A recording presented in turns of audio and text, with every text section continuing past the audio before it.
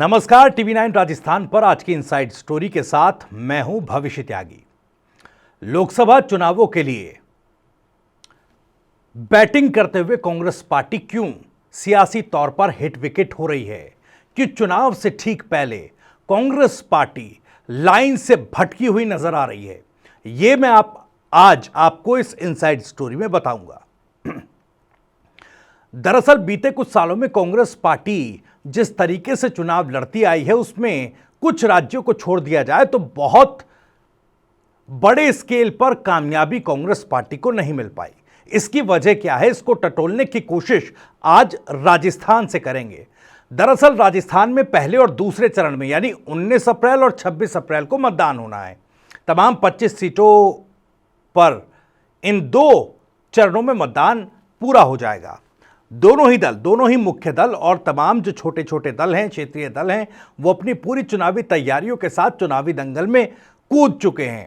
आरोप प्रत्यारोप एक के बाद एक आप आजकल सियासी खबरों में देख और सुन रहे होंगे, लेकिन इससे इतर कांग्रेस पार्टी क्यों अपनी लाइन से भटक रही है, इसको जानने की कोशिश करते हैं।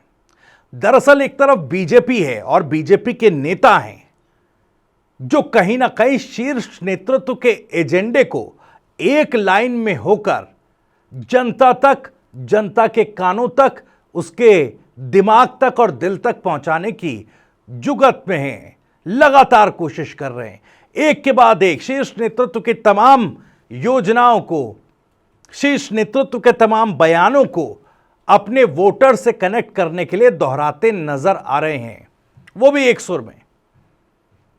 लेकिन क्या कांग्रेस पार्टी राजस्थान में क्या उस तरह एक लाइन में नजर आ रही है? दरअसल कांग्रेस पार्टी या तो क्षेत्रीय प्रतिद्वंदियों के वार पलटवार में व्यस्त है या फिर आपसी कलह के बीच उलझी हुई है। अब आप देखिए किस तरीके से राजस्थान में गोविंद सिंह डोटासरा और राजेंद्र राठौर के बीच तल्खी बनी हुई है और एक के बाद एक बयानबाजी हो रही है। न जाने कौन किसको मोरिया बुलवा रहा है, न जाने कौन किसकी हालत खराब कर रहा है। लेकिन कांग्रेस पार्टी का जो विजन या फिर जो उसका एजेंडा है, उसको जनता तक मजबूती के साथ पहुंचाने की जो एक तस्वीर, मजबूत तस्वीर बीजेपी की तरह नजर आती है, बीजेपी में जो नजर आती है, कांग्रेस पार्टी में वो नजर नहीं आ रही। कांग्रेस पार्टी के नेता प्रतिद्वंदियों के बयान और आरोपों के बीच ही घिरे नजर आते हैं और उसी का पलटवार करते हुए नजर आते हैं, और कुछ नेता तो आपसी कलह में उलझे रहते हैं। अब देखिए, जालौर सिरोही लोकसभा सीट पर पूर्व मुख्यमंत्री अशोक गहलोत के बेटे वैभव गहलोत कॉन्टेस्ट कर रहे हैं, चुनाव लड़ रहे हैं। लेकिन इस चुनावी प्रतिस्पर्धा में कांग्रेस पार्टी का विजन या कांग्रेस पार्टी क्या डिलीवर करेगी, ये बात वैभव गहलोत भी बताते नजर नहीं आ रहे हैं। वो जब भी किसी चुनावी मंच पर खड़े होते हैं तो याद दिलाते हैं कि 2019 में जोधपुर से उनकी हार का कारण कौन रहा, 2014 में उनका टिकट किसकी वजह से कटा। यानी एक तरीके से अप्रत्यक्ष तौर पर निशाना तो सचिन पायलट पर ही है। लेकिन सवाल यह उठ रहा है कि जो ये गहलोत और पायलट की अदावत है, इसको चुनावी मौसम में और ठीक चुनाव से पहले हवा देने की क्या जरूरत है? क्यों आखिर इस अंतर्कलह को एक बार फिर से सतह पर लाकर कांग्रेस पार्टी, या यूं कहें कि कांग्रेस पार्टी के उम्मीदवार कुल्हाड़ी पर अपना पैर मारकर खुद का ही नुकसान करने पर तुले हुए हैं? जैसे मैंने पहले कहा, एक लाइन में होकर बीजेपी अपने चुनावी एजेंडे को जनता के बीच पहुंचा रही है, उनके मस्तिष्क तक, उनके दिल तक पहुंचाने की कोशिश कर रही है। लेकिन कांग्रेस पार्टी जाहिर तौर पर यह लग रहा है कि उस लाइन पर, एक लाइन पर नजर नहीं आती है। आप देखिए, बार बार वैभव गहलोत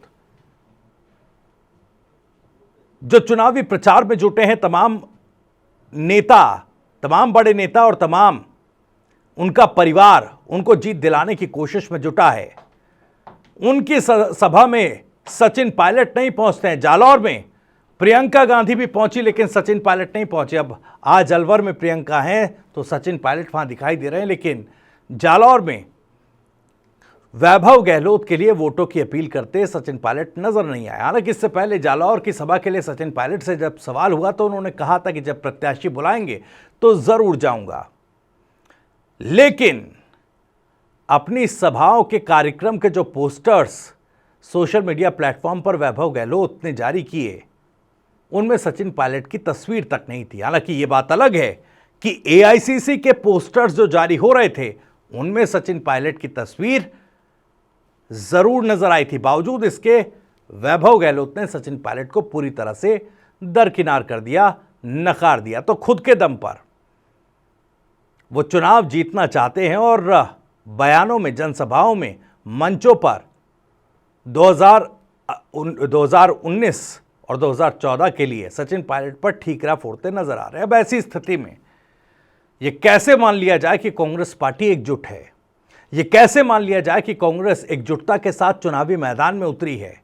यह कैसे मान लिया जाए जो शीर्ष नेतृत्व, जो मैनिफेस्टो कांग्रेस ने तय किया है, पार्टी उसी ढर्रे पर आगे बढ़ रही है और वो संदेश लोगों तक पहुंचाने के लिए काम कर रही है। तो जो ये अलग अलग राहें कांग्रेस के नेता प्रत्याशियों ने पकड़ी हैं और आपसी कलह, अंदरूनी बयानबाजी, प्रतिद्वंदियों के फिजूल के जो बयान हैं या आरोप हैं, उनमें उलझे अगर कांग्रेस पार्टी के नेता प्रत्याशी नजर आते हैं तो आप इस बात का अंदाजा लगा सकते हैं कि कांग्रेस पार्टी के लिए चुनाव उस दिशा में नहीं जा रहा जिस दिशा में कांग्रेस पार्टी उम्मीद लगाकर बैठी है। अब कांग्रेस पार्टी को इस बिखराव का, इस लाइन से हटकर एक दूसरे पर इस तरह की बयानबाजी का क्या असर लोकसभा चुनावों पर पड़ेगा, ये आने वाला वक्त बताएगा। और इसी सवाल के साथ भी आज इस इनसाइड स्टोरी में इतना ही। अगर आपको ये वीडियो और जानकारी पसंद आई हो तो वीडियो को लाइक करें, ज़्यादा से ज़्यादा शेयर करें। आप भी इस मामले पर कुछ कहना चाहते हैं तो कमेंट बॉक्स आपके लिए खुला हुआ है। अपनी बात, अपना सवाल और अपनी राय आप कमेंट बॉक्स के जरिए हम तक पहुंचा सकते हैं।